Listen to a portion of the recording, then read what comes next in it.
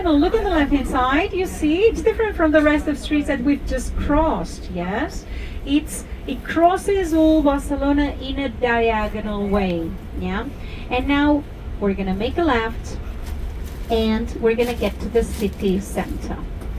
This is Arago Street, which is one of the most important streets. You see how many lanes? 1, 2, 3, 4, 5, 6 lanes plus a bike lane. Yes. So this is how the diagonal used to be. It's hard to believe, but the diagonal street that we've just seen, that is mainly for the tramway, for the bikes, etc., used to be a street full of traffic as the one we are now. And they just removed the traffic from it. And of course, not everyone is happy about it, as you might imagine, because people that have a car and want to keep using the car are not happy. But let's say that because we have a level of pollution that was too much according to the regulations. This is why from the European Union they told us, hey, Barcelona, you need to decrease the pollution, and this means decrease the amount of traffic. And a way to reduce the amount of traffic is improve the tramway line, the bus lines, the metro system, increase the bike lanes, have bigger and bigger or larger and larger pedestrian sidewalks. And well, in this way we are going to change our habits. Yes, we young people, I mean, for me, for example, I don't have a car and I don't need a car in Barcelona. So if this is the new Barcelona, a rather green city, it means that we are going to get used to not taking cars in the city, and we're going to get used, all of us, to use the public transport system. This is the goal. Let's see if in 10 years time, when you're going to come back to see the end of Sagrada Familia, yes, it's a wonderful green city, pedestrian city. Yes, let's see if we've achieved the goal.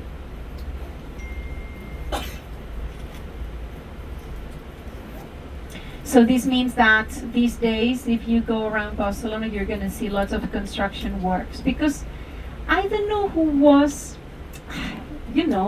sometimes there are things that are hard to understand. Who decided to refurbish all the streets at once? Was it necessary to do everything at the same time? Maybe it was not necessary, but somehow, whoever decided that it had to be done at the same time. So now, wherever you go, any neighborhood you go, you're going to see construction works. Yeah, well, it's the whole world. Well, I'm not sure. Maybe it's the whole world. Now, you see that every time we cross a street, what we mentioned about the corners, the cut-off corners, is absolutely everywhere. So, next crossroad, if you look to the right and ahead to the right and left and ahead to the left, you're going to see the cut-off corners. In this area, we use the cut-off corners to increase the space for parking for example, the trucks that need to unload the goods from Monday to Friday, to put the garbage. So we have all the bins for the recycling also placed in the cut-off corners. Look on the right-hand side. So we have many cars stopped over there for the unloading. If you move house, you can also stop your car and unload your furniture. There's the rubbish or the garbage. Even though all the bins look the same, they are not the same. So the cover is all gray, but then you need to look at the color that is underneath the cover, and you will see blue, brown, yellow, green, and gray. The gray is what cannot be recycled, but if you look, for example, now, let's see if there's no bus blocking us the view on the left-hand side. There's the bins, and you see underneath the cover, there are the lines, the blue, green, yellow. The blue is for paper, the yellow is for plastic, the green is for glass, the brown is for organic things, and the gray is what cannot be recycled. Look on the right hand side. We have a market here. We have 40 markets in the whole Barcelona. The traditional ones are these metal structures, yes, with glass all around. No, it was on the right hand side. Don't worry. I mean, there are many of these markets, and they all look the same. Yes. So the typical architecture of the end or second half of the 19th century. So using iron and glass for a good ventilation. Yeah, for.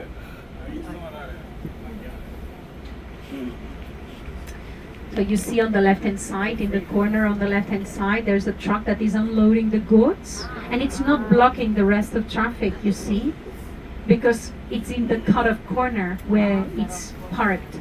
So this is wonderful because these cut-off corners were designed in 1859 when there were no cars, but nowadays, when we want to do this, we're not blocking, we're not harming the traffic, yes? So this is as if the man that designed it, Cerdà, could predict the future and could design a modern city according to how nowadays traffic would work. And now get ready because we're gonna get to the most prestigious street in Barcelona. It's called Passeig de Gràcia, Paseo de Gracia. That means Gracia Street. Gracia Street is our Fifth Avenue, ladies and gentlemen. I'm going to talk about architecture, but maybe you're going to see that the shops are these high-end shops that we all know. Look ahead on the left-hand side. First of all, ahead on the left-hand side, the ones that are on the left, you can see it very well. And now we're going to make a right, and you're going to, I think all of you, we're going to be able to see the building that's the most outstanding one, designed by Gaudí. It's called Casa Batlló. Batlló is the family name of a textile factory owner, and he commissioned Gaudí to turn his building that was pretty simple, common, into something extraordinary. Gaudí did not torn down the previous building. He turned that building from 1904 until 1906 into something unique. Casa Batlló is unique, is a world heritage, it's totally wavy. We've mentioned how Gaudí used the organic lines because they are the most perfect lines. The straight line is a man-made line, whereas the undulating lines are the lines that we can find in nature that have been created by God. So Gaudí's architecture, especially from 1900 onwards, yes, it became totally organic, and we can see it on the left-hand side. Casa Batlló, look, the waviest building is Casa Batlló, designed by Gaudí. If you passed by yourself, you would probably tell that's a Gaudí's design because it's unique. Gaudí was the most ahead of the time architect in the end of the 19th century, beginning of 20th century. And still nowadays, most of people come to Barcelona to see what Gaudí designed over 100 years ago. It's still so fresh. Yes, it's still so modern. It's still so shocking for us nowadays. Yeah. So now we are in the Gracia Street, Gracia Avenue. Yes, our Fifth Avenue. And this became the street chosen by the high-end families, the most important families, wealthiest families, most of them linked to the industrial development, to move to. Because back in the days, they couldn't live in this area because this did not exist. The only Barcelona that existed back in the days was the nowadays Old Town, and we are now outside of the Old Town. So once the walls of the Old Town were demolished, the first street to be developed was this one. And this is where the most important families decided to move to, because this street was linking the old Barcelona to the old independent town of Gràcia, which is ahead. So the road connecting the two became the chosen place by these families that wanted to be seen. Be seen, ladies and gentlemen, that was the goal. This is why those families commissioned the top architects of the time to make sure that their buildings would be the most beautiful ones. So this street became like a competition to see who could overcome their neighbors. And Gaudi was unique, so whoever commissioned Gaudi was sure that Gaudi would come up with something totally different from the rest. So doesn't matter if it was easy to understand or not Gaudi's designs, but at least the designs would be totally different from the rest. Yeah, a way to distinguish from the rest of people. Now, after Casa Batlló was finished, 1906, there was another man who said, hey, I'm gonna commission Gaudi too, and also in this same street. But now we're gonna see it on the right-hand side. Ladies and gentlemen, right-hand side, next corner, a gray building, totally wavy, with balconies that seem like plants or seaweeds. You see the waviness of this building on the right? This is a Gaudi's design. Casa Milà or La Pedrera. These are the two names for this building. Started in 1906, so the year he finished the other house that we just passed by, and finished in 1914.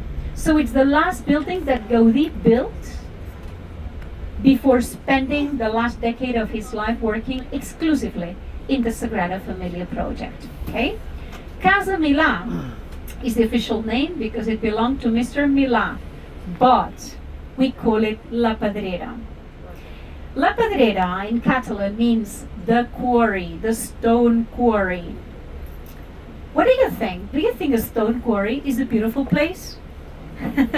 No, I see your faces like, no way.